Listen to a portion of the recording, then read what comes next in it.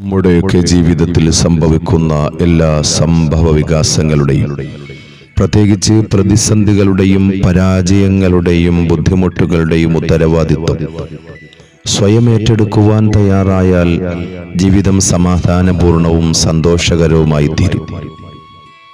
തെറ്റു ചെയ്യുന്ന ഒരാളെ തിരുത്തുവാനുള്ള എളുപ്പമാർഗം പരസ്യമായി അയാളെ കുറ്റപ്പെടുത്തുകയോ പരിഹസിക്കുകയോ അകറ്റി നിർത്തുകയോ അല്ല വേണ്ടത്.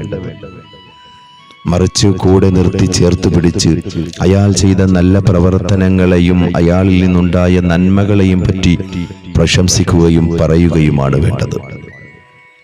തനിക്കെല്ലാം അറിയാമെന്നുള്ള അഹങ്കാരഭാവം മാറ്റിവെച്ച് എല്ലാം ശ്രദ്ധയോടെ ചെയ്യാൻ കഴിയണം. സ്വയം നിയന്ത്രിക്കുവാനും സ്വന്തം കഴിവുകളെ പരമാവധി പ്രയോജനപ്പെടുത്തി അതിൻ്റെ ശേഷിയെ വർദ്ധിപ്പിച്ചെടുക്കുവാനും ശ്രമിക്കണം. ചുറ്റുപാടുകൾ എങ്ങനെയായിരുന്നാലും മനോധൈര്യത്തോടെ ചുറ്റുപാടുകളിൽ നിന്നും തനിക്കു വേണ്ടതു മാത്രം സ്വീകരിക്കുവാനുള്ള നിലപാടുകൾ കൈക്കൊള്ളുകയാണ് വേണ്ടത്.